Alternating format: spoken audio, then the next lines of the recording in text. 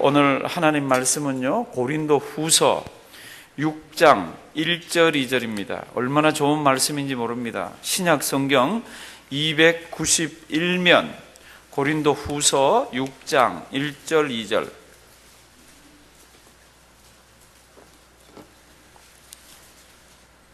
고린도 후서 6장 1절 2절.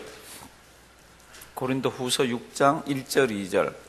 우리 다 같이 신약 성경 291면입니다. 291면.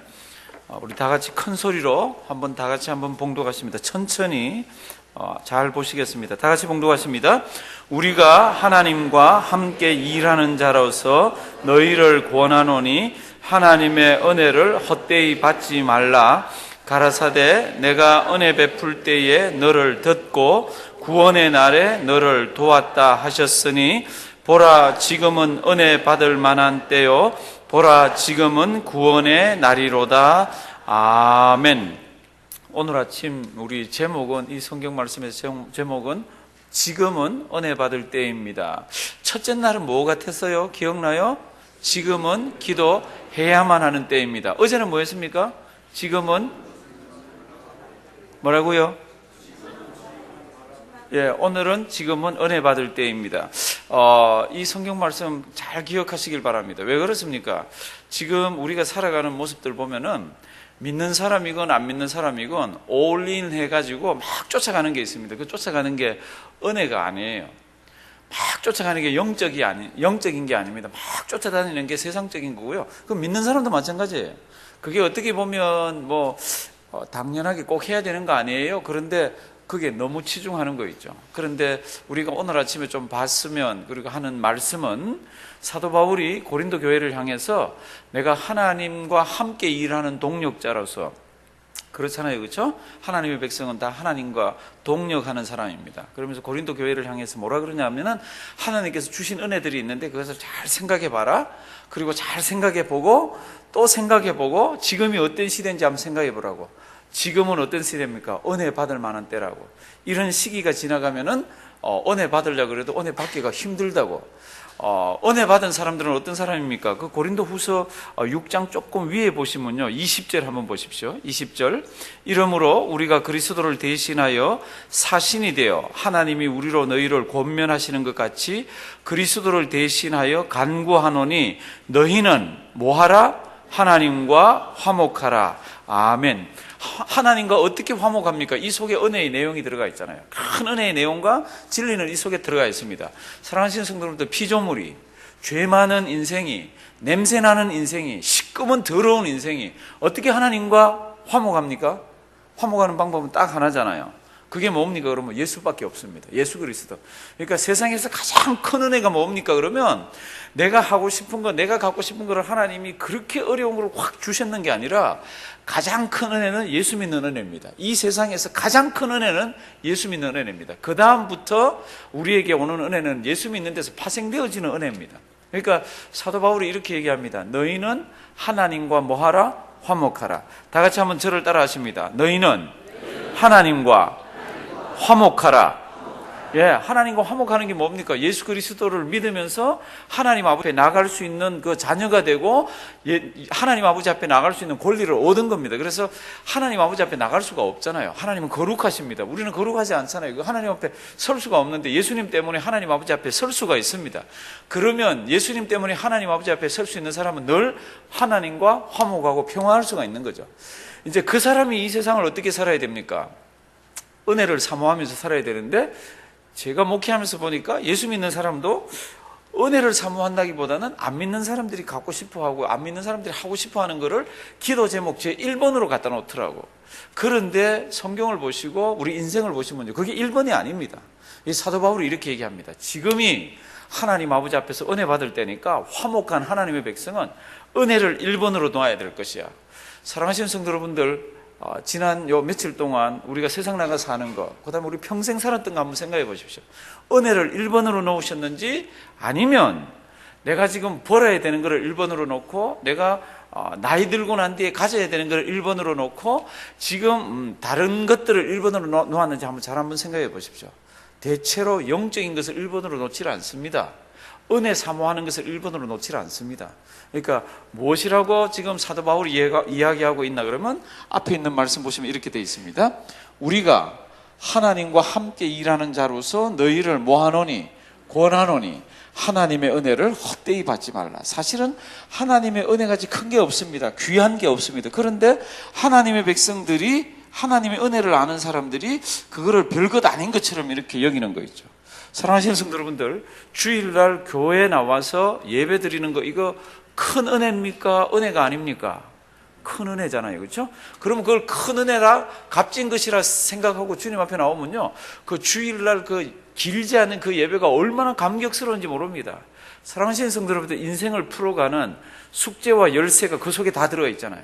1시간 길지 않은 시간 동안 하나님을 나의 하나님이라 고백하면서 내가 죽은 뒤에 가서 만날 그분을 생각하면서 인생을 정리하고 이제껏 인도하신 그 하나님 생각하면서 예배드리는 거 얼마나 큰 은혜입니까?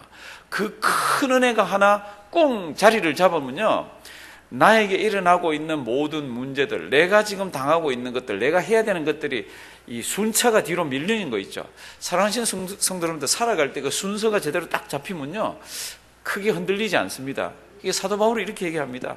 하나님께서 우리에게 주신 은혜가 있는데 그 은혜를 헛되이 별것 아닌 것처럼, 아무것도 아닌 것처럼 여기지 말라고. 아침에 눈을 딱 뜨면, 사랑하시는 성도님들, 이게 얼마나 감사한지 아세요? 눈 뜬 자체가.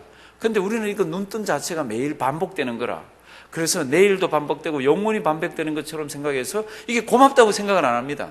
그런데 아침에 눈을 딱 뜨면 이 자체가 얼마나 감사한지 아세요? 너무너무 감사한 게 하루 주신 겁니다. 그러니까 우리는 하루 단위로 살잖아요. 왜냐하면 밤에 잠을 자니까. 그러니까 하나님 감사합니다, 이것도 은혜로 시작하면요, 그게 은혜라. 그런데 아침에 눈 떠서 우리에게 생명 주고 코로 호흡하는 거를 이게 은혜라고 생각하면 이게 별거 아닌 거로 생각하는 거죠. 사도 바울이 고린도 교회를 향해서 이렇게 얘기합니다. 하나님의 은혜를 값없이 받지 말라고. 잘 기억하시길 바랍니다, 이 말씀을.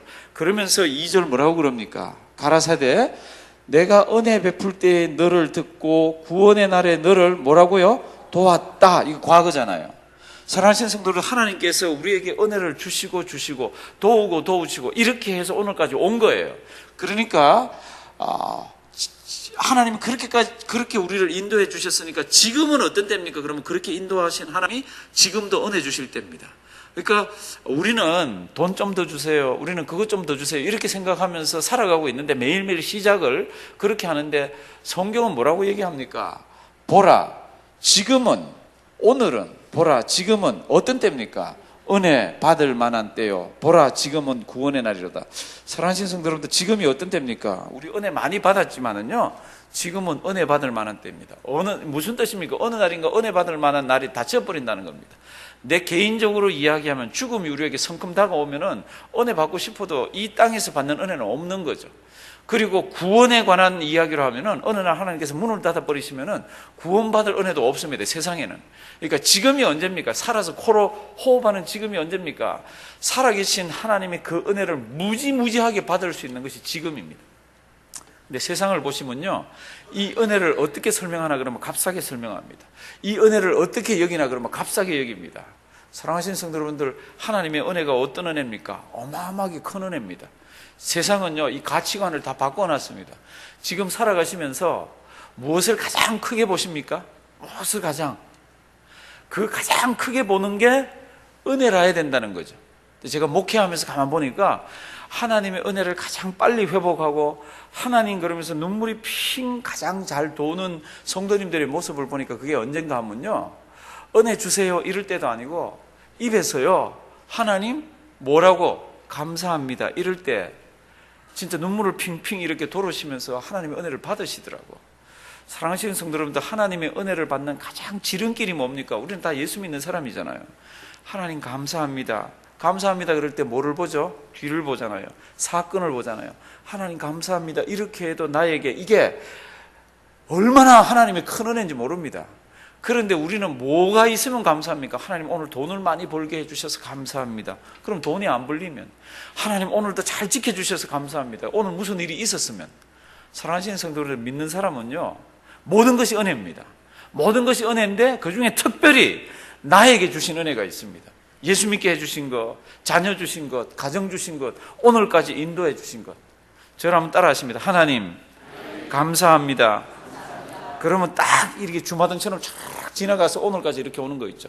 그 인도하신 하나님이 앞으로 인도하셔서 우리가 어느 날 이 땅에 다 죽을 거잖아요. 죽은 뒤에도 우리에게 은혜를 주신 그 하나님이 죽음의 요단강을 건너가게 합니다. 어떻게 건너갑니까? 세상 사람들은 다 두려워하고 세상 사람들은 그 죽음 앞에서 다 막 힘들어합니다. 근데 믿는 사람들은 제가 보니까 그렇지 않더라고. 오늘 죽어도 하나님이 함께 하시고 예수 믿는 믿음 주셨으니까 감사합니다. 저기에 들어갈 수 있어서. 사랑하시는 성도 여러분들, 가치관을 바꾸시면 안 됩니다. 가장 우리가 귀하게 여겨야 되는 게 뭡니까? 하나님의 은혜. 하나님의 은혜는 값싸게 안 주셨습니다. 우리 은혜롭게 하지요. 그럴 때 그 은혜라는 그 뜻은 하나님이 사람이 되셔서 이 땅에 오셔서 십자가에서 돌아가시고 우리를 위해서 피를 다 흘리시고 우리를 위해서 죄값을 다 치르신 그것이 은혜예요. 그러니까 거기에서 파생되어지는 모든 것들이 우리에게 하나님께서 주시고 우리에게 하나님께서 덤으로 주시는 겁니다. 1970년도인가 영국에서 이런 일이 있었습니다. 백화점에 어떤 점원이 있었는데 이 백화점 점원이 옷가게예요. 옷가게 백화점에 있는 옷 코너인데 이게 자기는 잘 못 사는데 이게 고가의 옷을 사러 오는 사람들 보니까 막 이 베일이 뒤틀리는 거라 막 이 기분이 너무 나쁜 거라. 그래서 하루는 자기가 늦게 퇴근하는 것 같이 있으면서 백화점에 싹 사람들이 다 퇴근하고 난 뒤에 하루 밤새도록 자기 맡아 있는 그 옷 코너에 있는 그 프라이스 태그 딱지를 다 바꿨습니다. 싼 거는 비싸게, 비싼 거는 싸게, 어중간한 거는 또 어떤 거는 싼 거로 어떤 거는 비싸고 이 태그를 다 바꿔버렸습니다. 그리고는 대단한 채로 그 다음날 출근해가지고 이제 이 백화점 일을 봅니다. 성도들 무슨 일이 일어났을 것 같아요? 성도들 옷 사러 오면 대충 사람들 알잖아요. 이게 이 가격이네. 신난다. 그러고는 사람들이 막 사가잖아요. 근데 한 몇 시간 뒤에 이게 막 뒤죽박죽이 된 게 발각이 돼갖고요. 막 백화점이 난리가 났습니다. 싼 거를 비싼 거를 싸게 간 사람들은 컴플레인 안 했습니다.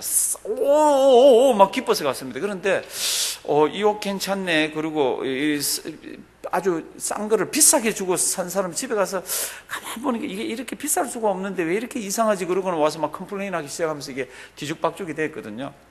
성도는 이건 백화점 이야기지만은 세상은요. 또 이거하고 비슷합니다. 막 다 뒤죽박죽 돼가지고 가장 귀한 게 뭡니까? 가족. 가장 귀한 게 뭡니까? 교회. 가장 귀한 게 뭡니까? 뭐 은혜. 이런 것들이 우선순위 제1순위로 잡혀 있어야 되는데 가장 귀한 게 뭡니까? 그러면 사람들은 돈. 가장 귀한 게 뭡니까? 그러면 다른 것, 건강 뭐 이런 것들 막 이렇게 잡아나갑니다. 그런데 그렇지 않습니다. 가장 귀한 게 뭡니까? 하나님의 은혜. 저를 한번 따라 하십니다. 하나님의 은혜. 하나님의 은혜. 성도 여러분들, 하나님의 은혜라는 그 속에서 하나님의 은혜 속에서 묵상하고 생각하면서 나에게 일어나고 있는 모든 사업의 문제, 건강의 문제, 자신의 문제, 진로의 문제 모든 것들을 하나님의 은혜라는 것 속에서 한번 생각해 보십시오. 성도님들 별것 아닌 것 같지만은요, 거기에 어마어마한 하나님의 보이지 않는 손길이 함께하는 게 이렇게 느껴집니다. 성도 여러분들 언제 하나님 아버지 앞에 나가서 기도 많이 하셨어요? 언제 은혜 많이 받으셨어요? 하나님 살아계신 것 염두에 두고 나의 문제를 가지고 나갈 때 큰 은혜 안 받았습니까? 나의 문제를 제 1순위로 놓았던 게 아니라 나에게 무슨 문제가 있는데 이걸 하나님이라는 그 하나님의 은혜라는 것 속에서 이 문제를 가지고 하나님 아버지 앞에 한번 서 보셨습니까? 그때 같이 절실하게 기도해 본 적이 있습니까? 그때 같이 내가 연약하다고 느껴본 적이 있습니까? 그때 같이 하나님의 은혜가 크다고 느껴본 적이 있습니까? 사도 바울은 그걸 아는 거예요. 그래서 뭐라고 얘기하십니까? 보라, 지금은 은혜 받을 때라고. 저를 한번 따라 하십니다. 지금은 은혜 받을 때입니다. 지금은 은혜 받을 때입니다. 사랑하시는 성도 여러분들, 모든 우리에게 일어나는 그것들을 다 하나님 아버지 앞에서 다 연관을 시켜서 한번 생각해 보십시오. 전도서 기자는요, 우리 솔로몬이라고 보통 이야기하잖아요. 그렇죠? 솔로몬은 수많은 사람을 봤습니다. 돈 많은 사람도 봤습니다. 그리고 아주 가난한 사람도 봤습니다. 자기 주변에는 권력을 막 누리는 사람들입니다. 권력이 많은 사람도 봤습니다. 아주 비참한 사람들도 봤습니다. 솔로몬은요, 지혜가 많았기 때문에 아주 지혜가 많은 사람도 봤고 이 세상에서 꾀쟁이들도 봤습니다. 어떻게 하면 법을 잘 이용해서 이걸 나쁜 짓을 해보고 그런 사람도 많이 봤습니다. 온갖 사람들을 다 경험해보고 온갖 일들을 다 경험하고 난 뒤에 하나님이 인생을 어떻게 다루시는지를 성경에 보면 이렇게 표현합니다. 두 가지라는 거죠. 하나는 형통한 날이고 하나는 곤고한 날입니다. 그래서 전도서 7장 14절 뭐라고 기록했습니까? 형통한 날에는 기뻐하고 곤고한 날에는 뭐하라? 생각하라, 이렇게 되어 있습니다. 하나님이 이 두 가지를 병행하게 하사 사람으로 능히 그 장래의 일을 헤아려 알지 못하게 하셨느니라. 기쁜 일이 있을 때는 이렇게 얘기합니다. 기뻐하라는 겁니다. 하나님 감사합니다, 고마워요, 하나님, 그러면서 기뻐하라는 겁니다. 그런데 곤고한 날이 있으면 뭐 하라고요? 생각하라. 하나님, 제가 연약하네요. 하나님, 저도 하나님 아버지 앞에 언젠가 서게 되네요. 하나님, 이거 어떻게 하면 좋죠? 이렇게 생각하라는 겁니다. 그런데 하나님께서 그 곤고한 날을 끝으로 주신 게 아니라 그 곤고한 날에 기도를 들으시고 하나님이 은혜를 주셔서 해결을 해 주셔서 그게 또 무슨 날이 되게 합니까? 기쁜 날이 되게 하는 겁니다. 그럼 또 막 기뻐서 일하다가 곤고한 날이 있습니다. 그러니까 형통한 날에는 뭐하고? 기뻐하고, 곤고한 날에는 뭐하라? 생각하라. 사랑하시는 성도님들, 이 성경 구절을 기억해서 이 패턴 속에서 우리 인생이 누군지를 깨달아가는 게 은혜입니다. 그런데 그 은혜 가운데 있다는 사람은 입에서 반드시 무엇이 나와야 됩니까? 하나님, 뭐라고요? 감사합니다. 저랑 따라 하십니다. 하나님, 감사합니다. 하나님, 감사합니다. 사랑하시는 성도님들, 무슨 일이 있더라도 감사를 앞세우십시오. 그래서 사도 바울이 데살로니가 후서에 가면 뭐라고 얘기를 합니까? 항상 뭐하라? 기뻐하라. 범사에 감사하라. 죄송합니다. 항상 기뻐하라. 쉬지 말고 기도하라. 범사에 감사하라. 요 성경 구절을 가지고 뇌성마비로 평생 앓았던 송명이라는 시인이 글을 하나 썼습니다. 그 사람이 어떻게 표현을 하고 있나 그러면요, 범사에 감사하라는 시가 있습니다. 이렇게 되어 있습니다. 감사절에만 감사하는 자여 범사에 감사하라. 고난주간에만 주의 고난을 기억하는 자요 주의 죽으심 언제나 기억하라. 위급할 때만 기도하는 자여 쉬지 말고 기도하라. 기쁠 때만 기뻐하는 자여 뭐 기뻐하라? 항상 기뻐하라. 이분은 항상 기뻐할 수가 없는 사람이에요. 이분은요, 범사에 감사할 수가 없는 사람입니다. 이분 보면, 우리 기준으로 보면, 그런데 은혜를 받고 보니까 모든 게 감사고요, 은혜 받고 보니까 모든 게 기쁨의 대상이 되고 그렇습니다. 오늘 제가 보라, 지금은 은혜 받을 만한 때라 그랬습니다. 은혜 받을 수 있는 큰 방법이 뭡니까? 그러면 입에서 뭐라고 그러면 됩니까? 하나님 감사합니다. 하나님 감사합니다. 그게 은혜 많이 받은 자의 표현입니다. 그러니까 저는 은혜를 많이 받은 자예요, 이렇게 말할 때 그 속 내용이 뭡니까? 그러면 감사할 내용이 너무 많다는 겁니다. 감사할 내용이 너무 많으면 뭐죠? 기뻐할 내용이 많은 거죠. 감사할 내용이 많은데 세상 관점에서 감사할 내용이 아닌데 감사라 그럴 때는 뭐죠? 그건 전부 기도 제목이잖아요. 아무것도 염려하지 말고 오직 모든 일에 기도와 간구로, 이렇게 되어 있습니다. 그러니까 염려거리가 이만큼 있으면 그걸 다 무슨 거리로 바꾸라고요? 기도거리로 다 바꾸라고. 그렇게 하면 감사가 나오고 은혜를 받기 시작을 한다고. 사랑하시는 성도 여러분들, 지금 이 세상에 나가보시면요, 은혜라는 말로 설명을 해서 세상이 돌아가는 가치관이 없습니다. 그런데 우리 사랑하시는 성도 여러분들, 20세기를 살아가시면서 은혜를 제일 큰 가치로 한번 삼아 보십시오. 하나님의 은혜 어떻게 받지? 하나님 감사합니다 그러면 은혜가 시작되는 거 있죠. 예수 믿게 해주셔서 감사합니다. 좋은 부모님 주셔서 감사합니다. 좋은 교회 주셔서 감사합니다. 하나님, 내가 몸이 약하지만 그래도 예수 믿을 수 있는 만큼 건강을 주셔서 감사합니다. 모든 것을 감사로 한번 시작해 보십시오. 하나님의 은혜가 솔솔 임합니다. 하나님 은혜 임하는 자는요, 기뻐하면서 기도하면서 그런 것들을 이겨내시더라고요. 오늘도 이 말씀 잘 기억하길 바랍니다. 우리 인생 길어요. 80, 90 그렇습니다. 그리고 몇 번 삽니까? 한 번밖에 살지 못합니다. 그 인생 입에서 무슨 이야기가 나와야 됩니까? 하나님 감사합니다. 저는 은혜 받은 자입니다. 하나님 저에게 주실 은혜가 너무 큽니다. 이렇게 고백하시면서 승리하시는 성도님들 되기를 주님의 이름으로 부탁드립니다.